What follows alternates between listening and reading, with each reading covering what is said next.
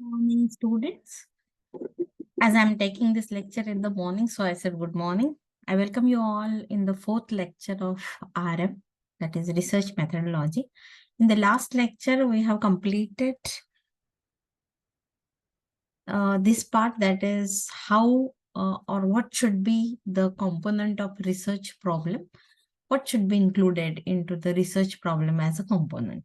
So first is topic, then research question, objective, hypothesis, variable, methodology, scope and limitations, and significance. This all must get included into a research problem. So whenever you are trying to frame a research problem at that time, you need to consider all this, and accordingly you have to think about your research problem. So there are a few concerns about the framing or proposing while you have to take care when you are framing or proposing a research problem. The first is, whatever topic you are choosing, it should not be overdone. Overdone in the sense that particular topic is in such a way that uh, maximum research is already done on that topic. So the research is done from all the angles. So actually nothing remained that you could able to add up something new, or you can give some new solution in such problems. So that problem you should avoid, right? Then controversial subjects you should avoid, because there will be controversy, and that may create some more controversies, and that can create some more problem. So instead of that, try to avoid such problems. Too narrow or too vague problems should also be avoided, because if the problem is very narrow, very specific, as I told you before, that if it is very specific and if you are not getting some solution or result, at that time it is very, very difficult for you to switch to the another problem, and whatever work you have done till date, it all will go west, because you're not getting result, right? But at the same time, if you are keeping it very vague, then it will be very confusing that for you yourself, that on what exactly you are working, and exactly for which problem you're trying to find out the solution. So it should be properly formulated, it should be specific, and at the same time it should not be vague, and at the same time it should not be too narrow that you could not able to shift to the another problem if you're not getting, or if you're not able to solve that particular problem. Now the subject selected should be familiar and feasible to you. You should have enough information about the subject. Suddenly you don't know anything and start doing this, start uh, forming a problem for a particular research work, it won't help you. You need to do a lot of search, of course literature search you have to do. And if you are familiar, and if you feel that you could able to work with this particular problem very easily, without any hesitations or hassles, you could go ahead then, right? And whenever actually a related research material, if you have, it's always better. But if you don't have any related research material, then also you can choose that problem. One is you can do a lot of literature search, find out all the information about that problem from all the angles. Another, you can contact some expert from university, or from scientists from some institute, or whatever, whoever is the expert in that particular field, you can contact. And or else you can discuss with any another person who is expert in that, and try to find out that whatever problem you have selected is correct, and you are trying to go in a correct, or in the correct direction, you can say. So in this way, every researcher has to do effort before he selects any problem. So first thing, you should not, whatever problem you select, it should not be overdone. It should not be a controversial subject, right? It should not be very narrow or vague. And at the same time, it should be familiar and feasible to you. And if you are, you really want to work in deep with that problem and you're not getting away. Now, these three are the way. One is find out all the research material which is published, read it thoroughly. Second, contact some expert. And the third one, discuss with the expert and your problem, whatever problem you have selected, express that in this way you want to find out some solution. And then you can go ahead with your problem if all the answers are affirmative. Now, the importance of the subject when you are selecting any problem at that time, it is very important that the subject which you select, it must have some importance, because if it is not having any importance, then it would be like basic research.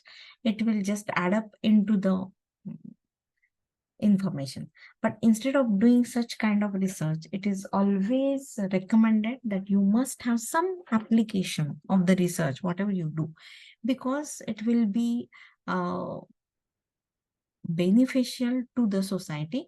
And then obviously it will get more importance, and you will also get satisfaction that you did something for the society. People are using that particular solution, whatever you have given. The importance of the subject, the qualification and training of the researcher is very important. Of course, you can do research, you can get the degree after a particular qualification, that is after your master's degree.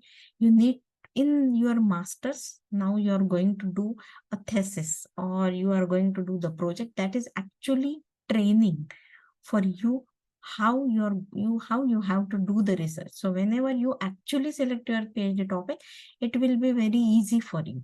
So this is actually a training towards preparation for a PhD topic or for a degree.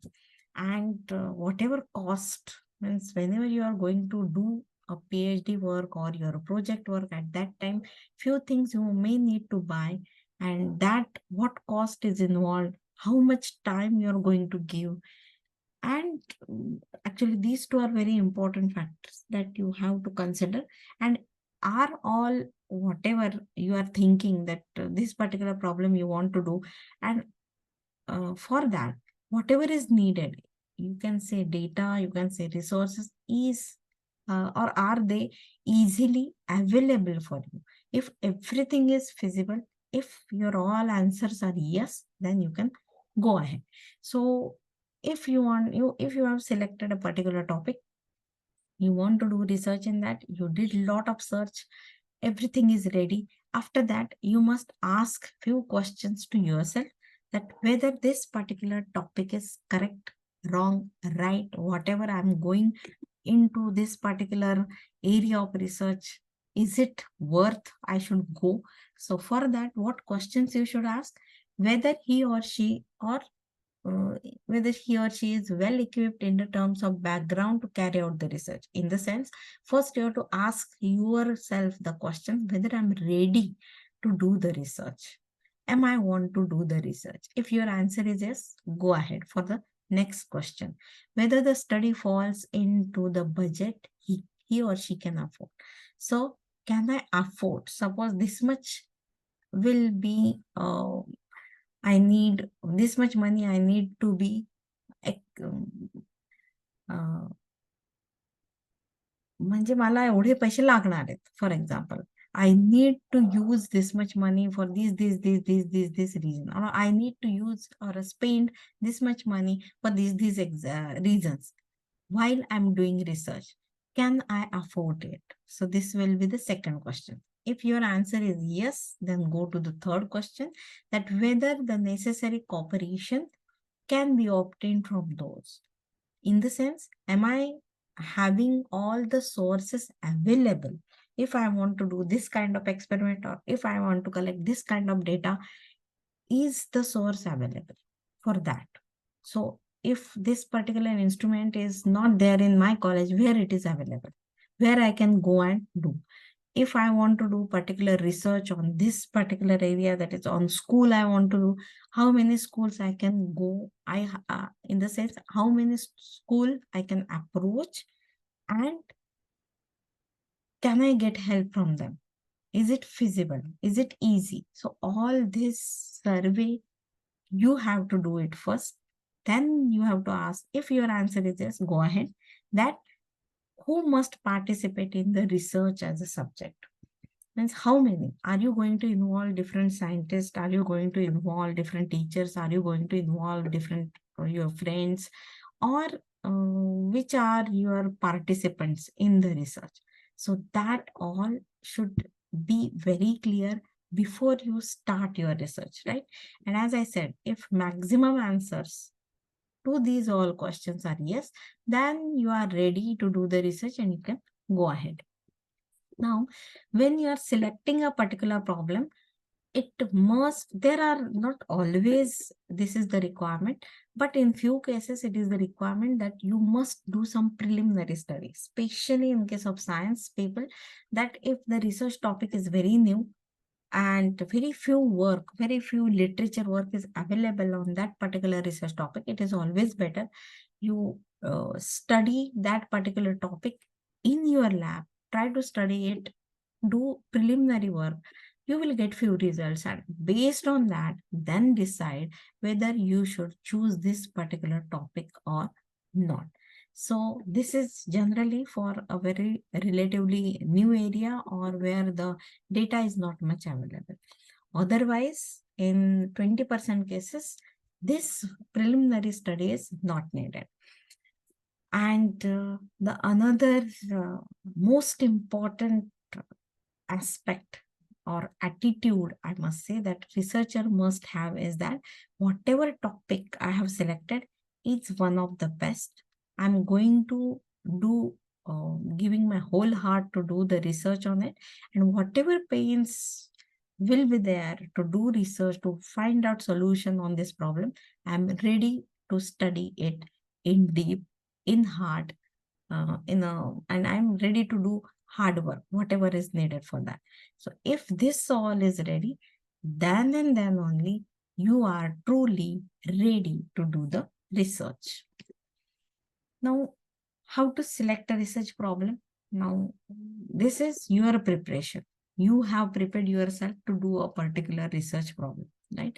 But whenever a particular research problem is selected, most of the factors which you have to take care of, those are, some are external and some are internal. So some external criteria there, internal we have seen that you must prepare your mind to do that. And for external factors, generally novelty, importance of the field is very important. And in case of internal, your interest, that is your preparation, training, how are you ready to train yourself? Very hard training. Are you ready to train yourself so that you could able to do this kind of research? Maybe to do the research, you may need to do few short-term courses. So are you ready for that? Are you ready to spend that much money, whatever is needed to do the research? So that will come under the cost and the time.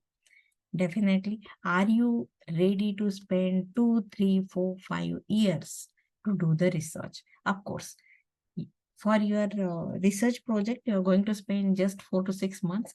But if you want to go for higher degree, that is for PhD, at that time, from 2 to 6 years is the maximum period to complete the PhD. Are you ready for that? Are you going to spend your lifetime into that? So are you ready for that? That is very important. So according to the Good and Skits, he cited the criteria for the selection of problem. What it should include? It should include the novelty. This is the most important part. Something must be new and novel, and then only you will actually get the degree. Without that, you will not able to get the degree. It is not possible. So this is the first requirement, that is the novelty. Then why it is important? Because it will avoid unnecessary duplication. So if somebody has already done that problem, if somebody has given that solution, what is the point in repeating the same thing? Instead, new problem, new solution you should give to the same problem that you can do. Or you can study entirely new problem, whatever you have observed. That is always beneficial. And then only you will able to get the degree. Now, another criteria, your interest. Are you interested? Are you intellectually curious to find a solution for that? What is actually driving you to do the research? How much, I can say that, urge you have to do that particular research work on a particular topic. That is very important. Training and personal qualification, this we have already seen that it is important. So many different scientists have actually given the same characteristics or same points for selecting a research problem. So what is the, again, the importance of field? Then social working conditions. So can you work in that particular social condition? For scientists or for science student, they have to work into the lab, it's fine. Are you able to work in that laboratory social work? Or some other arts or commerce students may need to go and work into the field, right? That is, they need to work with many different social aspects, and they need to interact with different kinds of people. Are you ready to do that particular job? So that is important. Then approachability of the sample. So when you want to collect a sample, how much it is easy for you to collect the sample, right? Then costing, then administrative cooperation, because when you're doing this kind of research work, much more administrative work is also there. So you need a lot of cooperation from them. Is it really easy for you to do that? And the time factor, as I said, how much time you are ready to spend on it. Now, a set of questions can be arised when arised to solve this purpose. That is, what are those? Now you want to find out whether I'm really ready, or whatever problem I have selected, is it correct? So first question, what you have to ask, whatever problem I have selected, is it really important? Importance आहे का problem La? Yes, it has importance. Go ahead. Is the problem interesting to others? Yes, I'm feeling that I'm a lot of interested into this problem. I may get this excited solution for this. But what about others? Are they also feel that this particular problem is important? Second, whatever problem I have chosen is really a problem. Many a times, whenever a bad problem is selected, that is not actually a problem.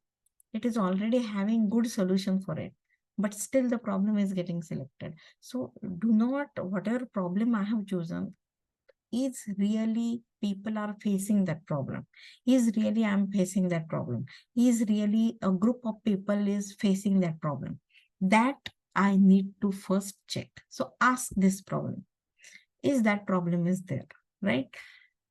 Then am I able to state hypothesis for the problem?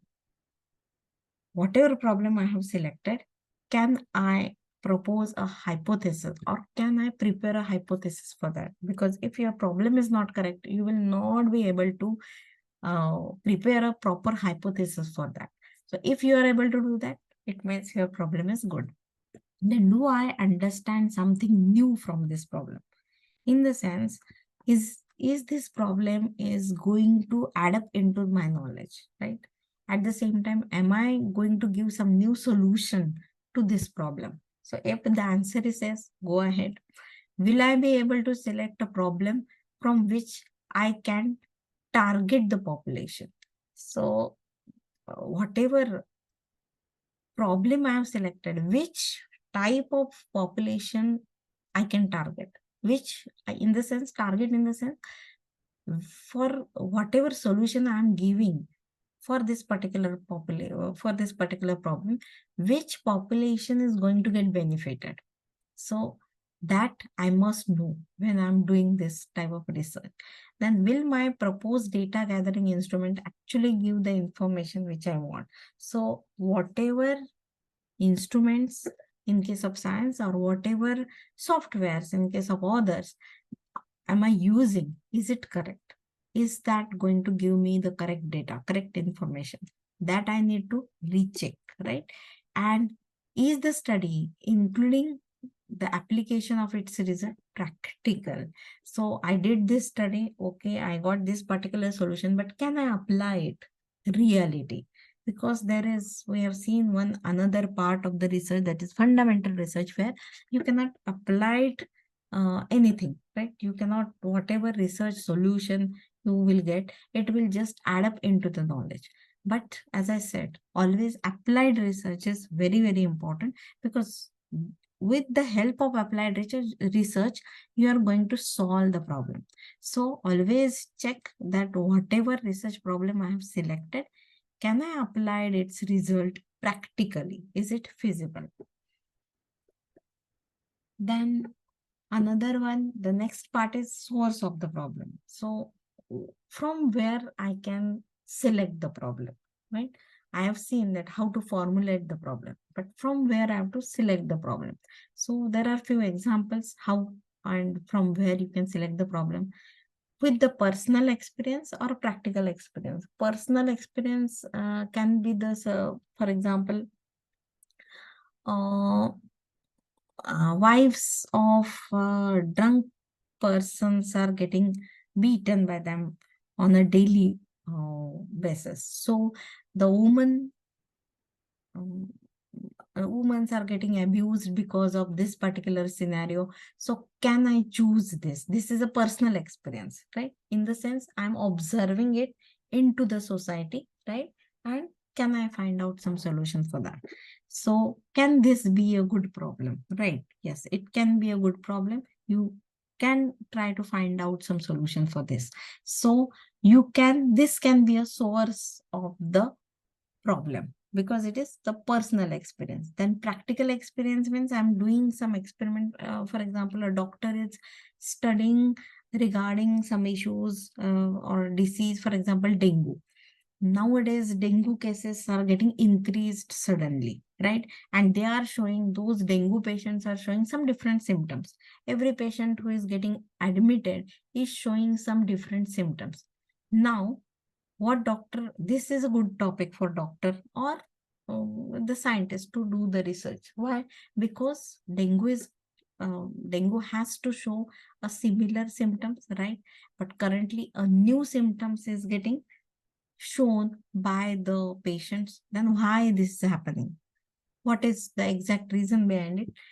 Can be find out. So that is a practical experience, because practically doctor could able to find it out. Of course, the doctor is treating for that particular symptom, but why this new symptoms is there, whether that the virus, dengue virus structure had changed, and because of this is happening, what kind of change in the structure of dengue virus took place, all that can be a topic of research. So that is the source of research again.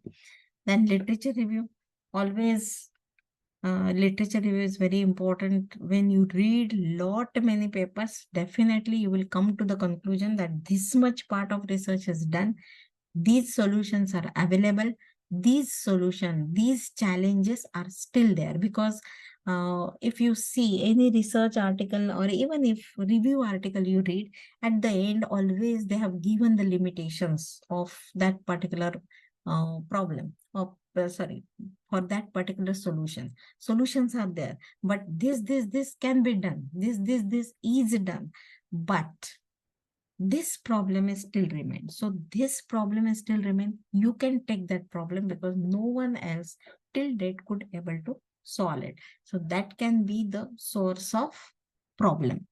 Then new innovations, then changes, development. So in a particular topic, whatever new innovations are there or changes are there or developments are there in that given research area, can uh, tell you that these problems are solved and these are still unsolved. So that you can consider. Then a particular new innovation give rise to another particular aspect of that problem. So that aspect you can study. Then the research contacts with the experts. So experts are there, which are available. They are doing research in a particular field from so many years, more than 20, 30 years. They knows in depth they always have in-depth knowledge of a particular research area, and they know that in which field the work is going on and which field is lagging behind. So they can tell you very well that if you focus on this field, this work has not done yet and you can try for the same. Now, how you can define a research problem, or whenever you are trying to set or define a research problem, the problem should clearly state the problem. So whatever research problem you are saying, it should not be the uh, problem which is half solved, right? Or it should not be in a sense that this particular problem has this solution, which is a complete solution, but still the problem is not yet completely solved, right? So you can find out such another solution which can give such a solution that it will completely solve the problem. So there should not be any ambiguity to discriminate the relevant data and from irrelevant data. Means whenever you are working on a particular problem, you have to take care of all these things. The problem should be clear. It should not have any discrimination between the relevant and unrelevant data, and so on. Then what is the need of defining a problem, right? Now, the definition of a problem which serves the following purposes. Now, this will be the correct definition of the problem. Now, if the problem is in such a way that it sets the direction of study. So whenever a problem is there, a correct problem will set a particular direction of a study, particular methodology or procedure of the study will be followed. It will help the researcher to control the subjectivity. Vast subject is there, then in that you have to choose a specific part and you have to focusly study on that.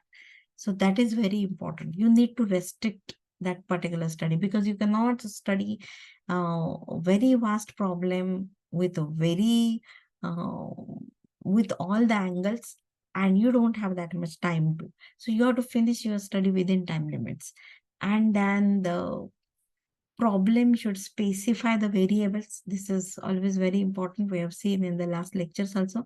And it makes the research work applied. As I said, every research problem should have some application. And what precautions you should be taken when you are identifying the problem, that whatever problem you are stating or making a statement, it must have the single meaning. It should not have any dual meaning. Then the statement of the problem must be brief and comprehensive, in the sense brief as our, but it should be a complete problem statement, and the assumptions to be recognized for the study. So what you are going to do exactly in the study can be just the person should be able to know just by looking at the title of your problem. So this is all about this lecture. We will meet soon in the next lecture. Thank you. Take care. Bye bye.